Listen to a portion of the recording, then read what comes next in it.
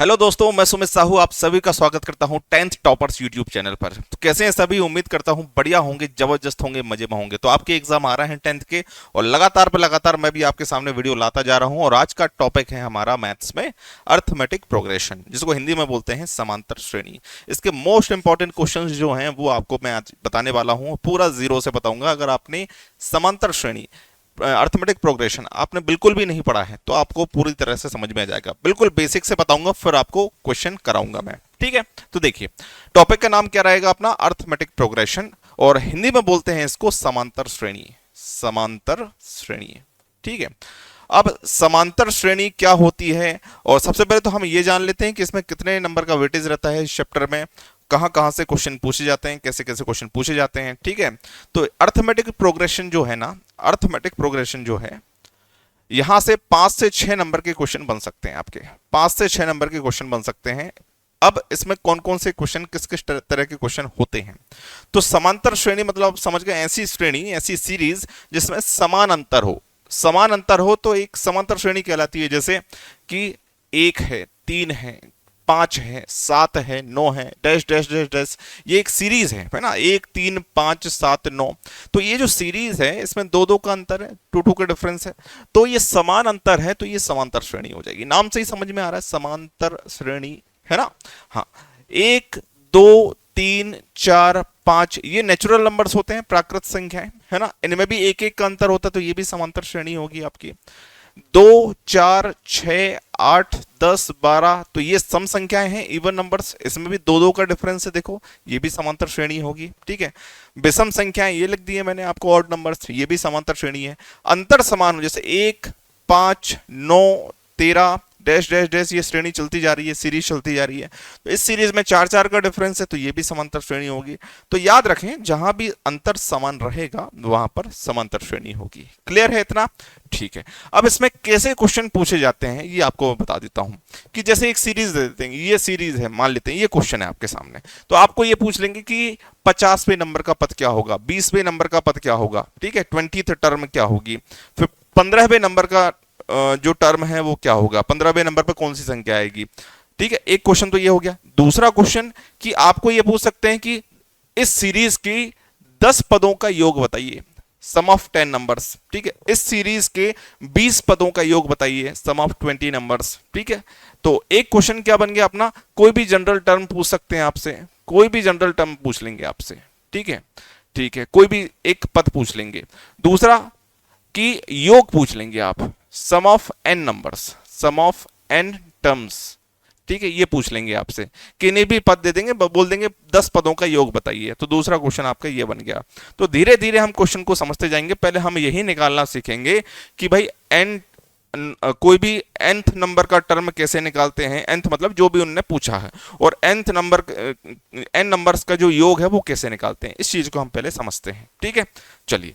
तो जो कभी भी आपको पद निकालना है, जैसे इनने पूछ लिया कि nth टर्म निकालिए, या फिर 10वां पद निकालिए, या फिर 15वां पद निकालिए, या फिर 20वां पद निकालिए, तो वो पद निकालने का फॉर्मूला क्या होता है, पद निकालने का फॉर्मूला क्या होता है, nth टर्म निकालने का फॉर्मूला क्या होता है, a plus n minus 1 into D, a plus n minus 1 into D, ये फॉर्मूला आप याद रखें। यहां से किसी कोई भी पद आप निकाल सकते हैं। जैसे अगर मैंने यही सीरीज दे दी आपको, ठीक है, जैसे ये पहली सीरीज ले लेते हैं, यहां से हम आपको समझाने की कोशिश कर सकते हैं, बिल्कुल जीरो से बताऊंगा, डोंट वरी।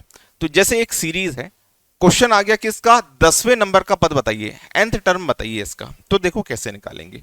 तो हमें कौन से नंबर का पद निकालना है, n मतलब 10, n क्या होता है यहां पर, n क्या होता है, nth टर्म।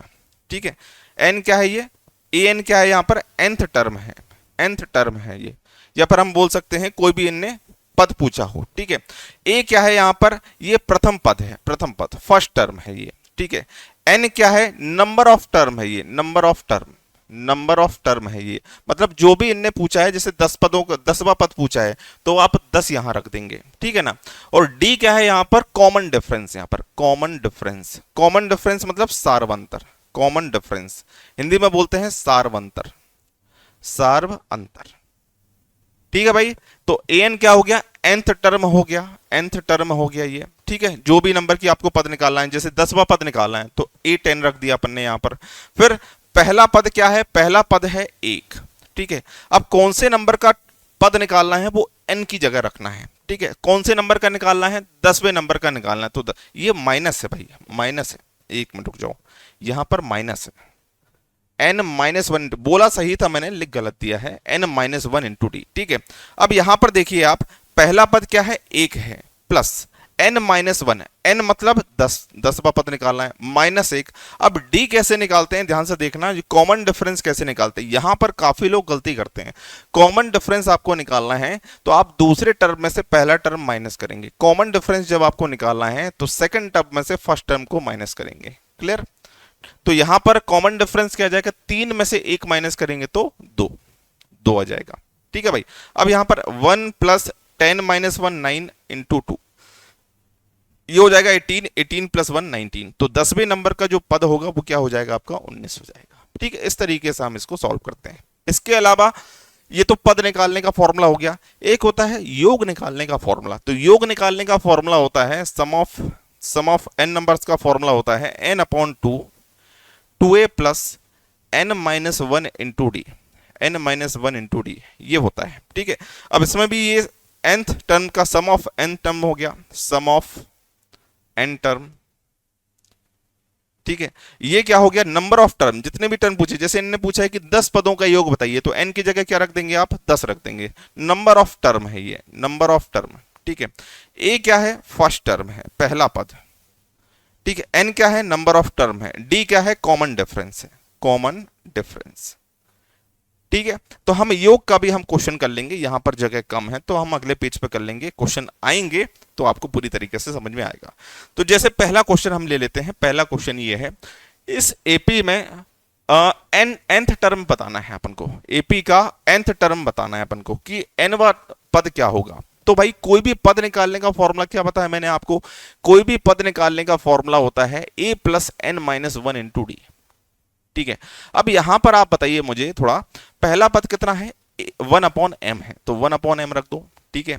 अब n मतलब कितने पद, कौन सा पद निकालना है अपन को, nth टर्म निकालना है, तो n की जगह n ही रखना पड़ेगा। अगर इन्हें बोला होता कि 10वां पद निकाल दो तो हम n की जगह 10 रख देते, ठीक है ना, -1।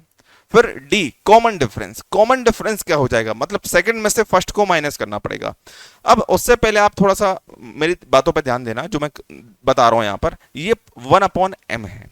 अगर दूसरे टर्म को थोड़ा सा अपन सॉल्व करते हैं कि 1 + m/m है, इसको हम ऐसा लिख सकते हैं कि 1/m + m/m, ऐसा लिख सकते हैं। तो इससे होगा क्या कि m से m कट जाएगा, तो दूसरा पद जो है वो पहले पद में 1 प्लस हो रहा है बस, है ना। दूसरा पद क्या हो गया, 1/m + 1 हो गया। अब तीसरा टर्म मैं आपको समझाने की कोशिश कर रहा हूं, तीसरा टर्म निकालने की जरूरत ही नहीं पड़ेगी आपको क्वेश्चन में, ठीक है। इसको समझाने की कोशिश कर रहा हूं कि अगर m से डिवाइड किया जाए 1 को भी, प्लस 2m को भी m से डिवाइड किया जाए, तो m से m कटेगा। तो यहां पर 1/m + 1 था, यहां पर 1/m + 2 हो गया, ठीक है। तो इसकी जरूरत नहीं थी, हम तो इससे क्वेश्चन को सॉल्व कर लेंगे। कैसे कि भाई हमें d की वैल्यू रखना था, तो इसमें से इसको माइनस कर दो। तो 1/m + 1 में से जब हम 1/m को माइनस करेंगे तो कॉमन डिफरेंस क्या आ जाएगा आपका, 1 आ जाएगा। 1 यहां रख दो आप, ठीक है। अब 1/m प्लस का माइनस में इंटू और 1 का इंटू होगा तो यही बचेगा, n-1।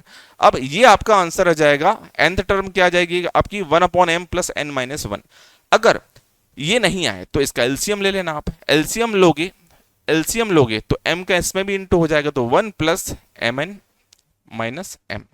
तो nth टर्म आपकी ये भी हो सकती है, ये भी हो सकती है, जो भी ऑप्शन में आए वो आप लगा देना। क्लियर है, समझ में आया? अगर समझ में आया है तो सभी लोग इस वीडियो को लाइक कर देंगे और अपने सभी फ्रेंड्स के साथ शेयर कर देंगे, क्योंकि इतने बेसिक से कोई नहीं बताएगा आपको जितने बेसिक से मैं आपको बता रहा हूं, ठीक है। तो सभी का हक है, सभी बच्चों का हक है इतने बेसिक से समझने का। तो आप अपने सभी फ्रेंड्स तक इस वीडियो को शेयर कर दीजिए, जिससे वो भी अच्छी तरीके से पढ़ाई कर सकें, बिल्कुल जीरो से पढ़ाई कर सकें, ठीक है। उनका भी ये मन करता है कि यार हम भी जीरो से पढ़ें, हाँ कि ना, तो उनको जरूर शेयर करें। पता लगाइए कि दूसरा क्वेश्चन देखो, पता लगाइए कि जो 100 है वो एपी मतलब समांतर श्रेणी, अर्थमेटिक प्रोग्रेशन। एपी क्या है, 25 28 31 dash dash dash dash dash, ठीक है। पता लगाइए कि जो 100 है वो इसका एक पद है या नहीं है। ठीक है, तो मान लेते हैं कि 100 जो है वो इसका पद है।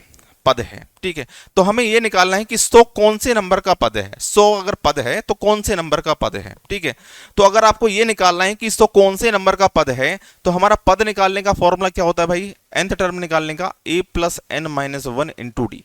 ठीक है ना। अब हमें किस नंबर का निकालना है कि कौन सा पद है, 100 का। 100 कौन से नंबर का पद ये निकालना है, तो nth टर्म की जगह आपको ये 100 रख देना है। ठीक है, अब a मतलब पहला पद क्या है यहाँ पर 25। n ये हमें निकालना है कि ये कौन से नंबर का पद है, 10 पे कि 15 पे कि 20 पे कि 30 पे, है ना। तो n माइनस वन। डी कैसे निकालते हो भाई लोग, डी निकालते हैं हम सेकंड माइनस फर्स्ट से। 28 माइनस 25, 28 में से 25 माइनस करेंगे तो डी की वैल्यू क्या आ जाएगी आपकी, 3 आ जाएगी। 3 से इंटू करो, 25 को पहले इस तरफ ट्रांसफर कर दो तो ये हो जाएगा 75। 3 से इंटू करेंगे तो 3n माइनस 3, माइनस 3 इस तरफ आएगा तो ये 78 हो जाएगा, यहाँ पर 3n। 3 से कैंसिल करेंगे तो 3 दूना 6, 3 18 तो 26। n की वैल्यू कितनी आ गई आपकी, 26 आ गई। तो ये जो है जो 100 है वो 26वें नंबर का पद है। n की वैल्यू 26 आ गई, मतलब क्या है कि जो 100 जो है वो 26वें नंबर का पद है। अगर अब आपके दिमाग में चल रहा होगा चलो ठीक है सर है, ये तो समझ में आ गया, नहीं है ये कैसे समझ में आएगा।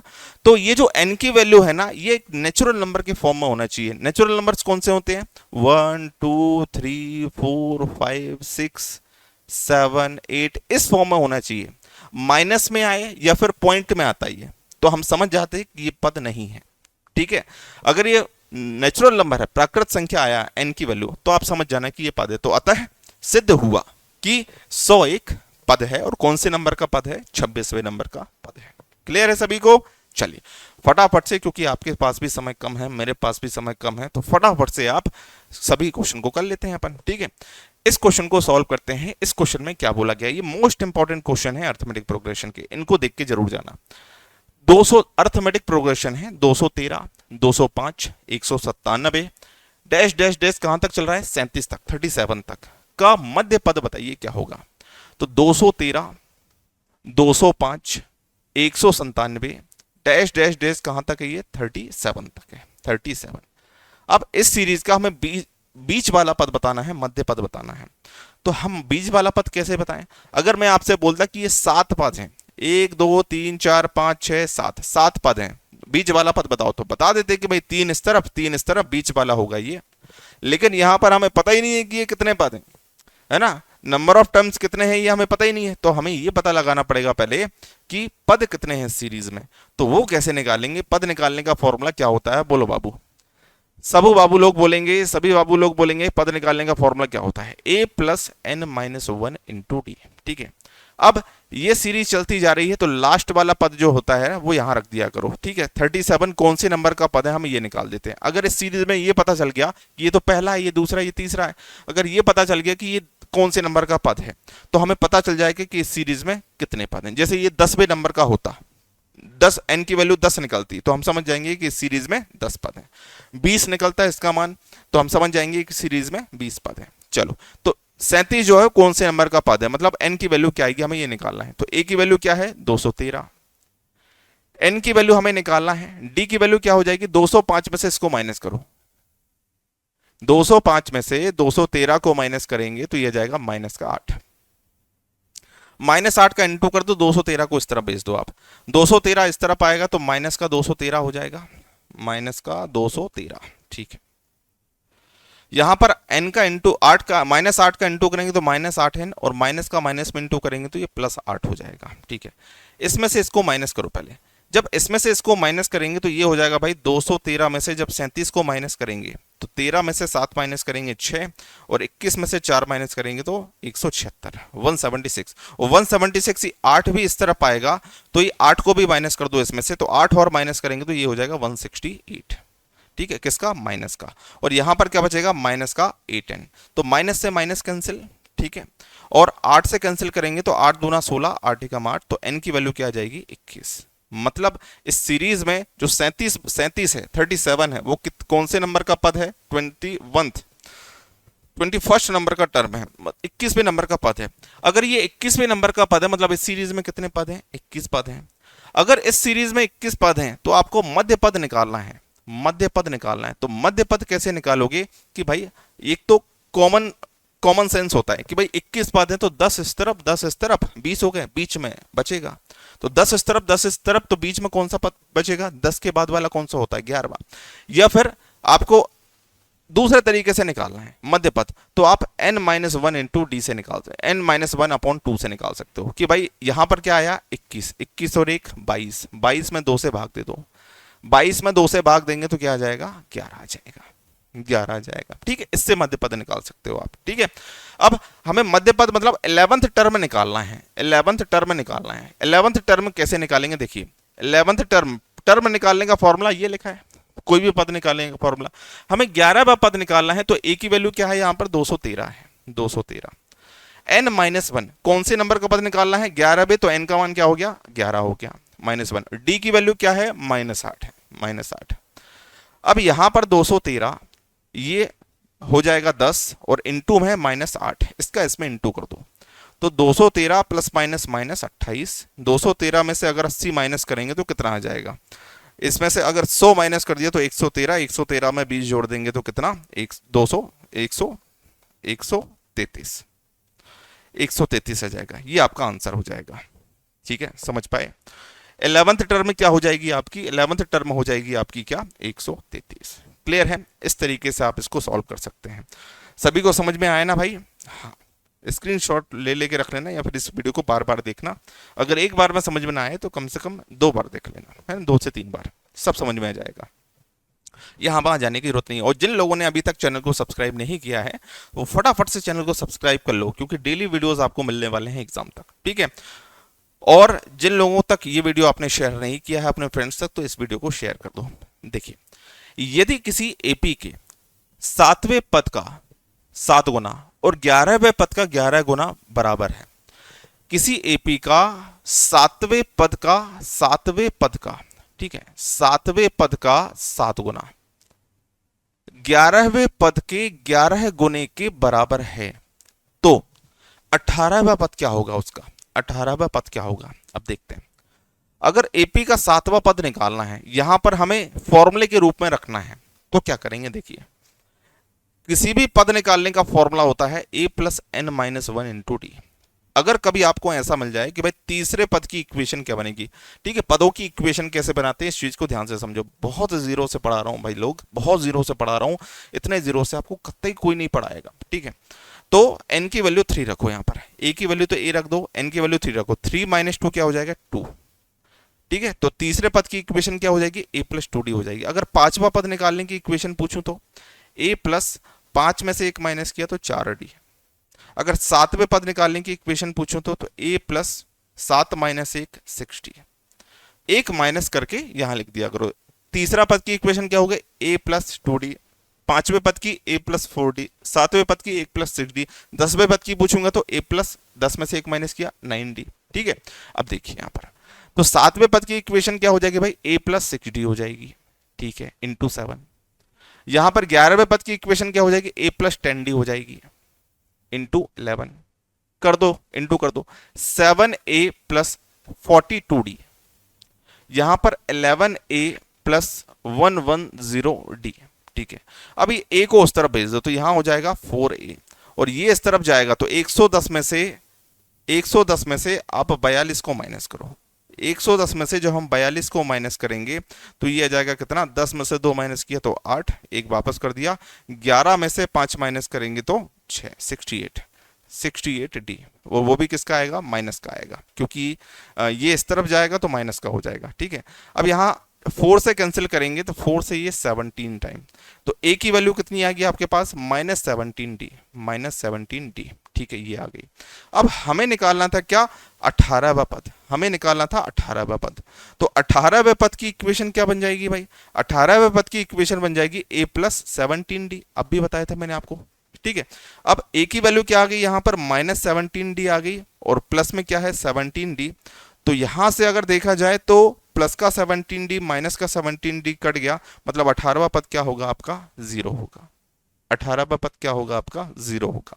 बात समझ में आई सभी को, बोलिए। उम्मीद करता हूं सभी को पूरी तरीके से समझ में आया होगा। ठीक है, मेरी कोशिश ही ये रहती है कि आपको समझ में आए। ठीक है, चलिए अगला क्वेश्चन, इस क्वेश्चन को देखते हैं। 11 और 266 के बीच 4 के कितने गुणज हैं? ठीक है, और आप सभी इस वीडियो के अंत में ये जरूर बताना कि आपको ये वीडियो कैसा लगा है। ठीक है, और अगले क्लास में आपको किस टॉपिक पर वीडियो चाहिए। ठीक है, जरूर बताएं कि ये वीडियो कैसा लगा कमेंट बॉक्स में। ठीक है, सभी लोग जो भी इस वीडियो को देख रहे हैं। 11 और 266 के बीच 4 के कितने गुणज हैं? मतलब 11 और 266 के बीच 4 के गुणज का मतलब क्या होता है? 4 का पहाड़ा। ठीक है, तो 11 और 266 के बीच 4 से कटने वाली संख्या कौन कौन सी हैं? ठीक है, तो इसको आप कैसे निकालेंगे कि 11 और 266 के बीच कितनी संख्याएं हैं 4 से कटने वाली? तो पहली और लास्ट की जरूरत है, बस आपको पहले और लास्ट की जरूरत है। तो 11 के बाद पहली संख्या कौन सी है जो 4 से कट जाए? आप बोलेंगे 12 है। ठीक है, फिर कौन सी है? 16 है। फिर कौन सी है? 20 है। भाई 4 से कटने वाली संख्याओं में 4 का ही तो अंतर रहेगा। 5 से कटने वाली संख्याओं में 5, 10, 15, 20, 5 का अंतर रहता है। 6 से कटने वाली संख्याओं में 6, 12, 18, 24, 4, 6 का अंतर रहता है। 10 से कटने वाली संख्याओं के बीच में भाई 10 का अंतर रहता है। सिंपल सी बात है। ठीक है, और लास्ट वाली संख्या क्या हो जाएगी? 266 में 4 से भाग जाता है क्या? 4 से भाग देंगे, 4 छक्के 24, बचेगा 2।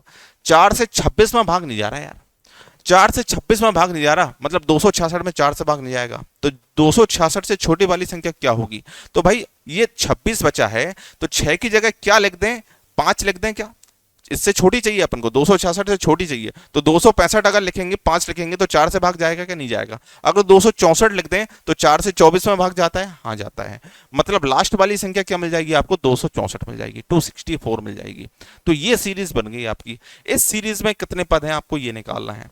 तो लास्ट वाला पद जो है वो कितने नंबर का? बस आप ये निकाल लो कि 264 जो पद निकालने का फॉर्मूला लिखो पहले, an equal to a plus n minus 1 into d. ठीक है, अब an की वैल्यू मतलब लास्ट वाला टर्म है 264। यहां पर पहला पद कितना है? 12 है। n माइनस n की वैल्यू निकालना है कि कौन से नंबर का पद है? n। d की वैल्यू क्या आ जाएगी? 16 में से 12 माइनस करो तो d की वैल्यू हो जाएगी, तो ये हो जाएगा 4। ठीक है, अब 4 से इंटू कर दो, 12 को इस तरफ ले आओ, 12 इस तरफ लाएंगे तो ये हो जाएगा 252। 4 से इंटू करेंगे तो 4n माइनस 4, 4 इस तरफ आएगा प्लस हो जाएगा तो 256 इक्वल टू 4n। 4 से कैंसिल कर दो भाई इसको।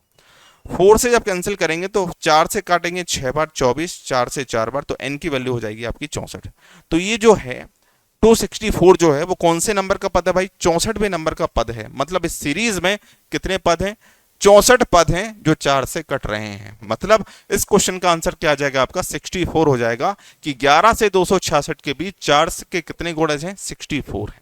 64 गुणज हैं। क्लियर? सभी को समझ में आया? बोलो जल्दी से।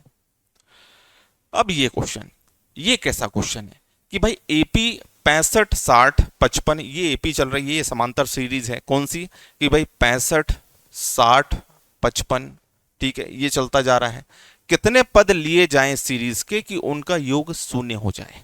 ये क्वेश्चन है आपका। ठीक है, अब योग वाला फॉर्मूला लगाना पड़ेगा।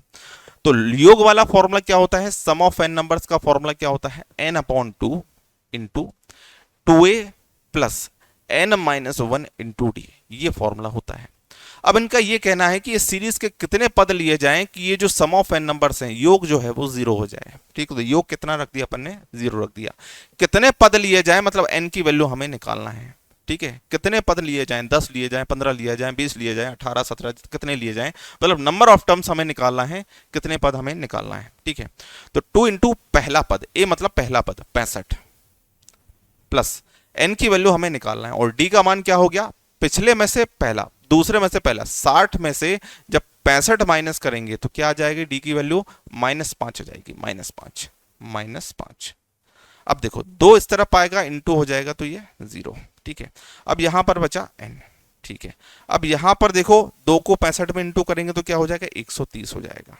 ठीक है, और -n का इसमें इंटू करेंगे, -5 का इसमें इंटू करेंगे तो -5n माइनस, और -5 का 1 में -1 में इंटू करेंगे तो क्या हो जाएगा? प्लस का 5 हो जाएगा। ठीक है, अब क्या करें? ये n/2 ही को इस तरह, ये सभी को इस तरफ भेज दें तो भी ये 0 हो जाएगा, हाँ कि ना? ठीक है, कोई बात नहीं, तो n से इनटू कर दो, एक क्वाड्रेटिक इक्वेशन बनेगी। अगर क्वाड्रेटिक इक्वेशन से बचना है तो आप पूरे n/2 को इस तरह भेज दो। अगर पूरा n/2 इस तरह पाएगा तो ये भी 0 हो जाएगा, n की भी यहां पर कोई जरूरत नहीं है। ठीक है, अब देखिए यहां पर क्या बचा आपके पास, 130 बचा। यहां पर प्लस का माइनस में इंटू करेंगे तो माइनस हो जाएगा, माइनस का 5n, और प्लस का प्लस में इंटू करेंगे तो प्लस का 5। अगर ये माइनस का 5n इस तरह भेज दें तो ये प्लस का 5n यहां पर आ जाएगा, प्लस का 5n, और 130 और 5 कितना हो जाएगा, 135। 5 से अगर 135 को काटें, 5 से अगर 135 को काटें तो 5 दूना 10 और 5 सात 35, तो n का मान कितना आ जाएगा, 27। n का मान आ जाएगा 27। मतलब इस सीरीज के जो 27 पद होंगे उनका योग 0 होगा। आंसर क्या हो जाएगा आपका भाई, 27। ठीक है, 27 पदों का योग 0 होगा। बात समझ में आई सभी को? अगर समझ में आई हो, पूरी तरीके से बेसिक से समझ में आया हो, तो इस वीडियो के कमेंट बॉक्स में आप जरूर बताएं कि ये वीडियो आपको कैसा लगा। आज के लिए इतना ही, बाकी अपन करेंगे अगले वीडियो में। ठीक है, और अपने सभी फ्रेंड्स तक ज़्यादा से ज़्यादा इस वीडियो को शेयर करें। धन्यवाद, नमस्कार।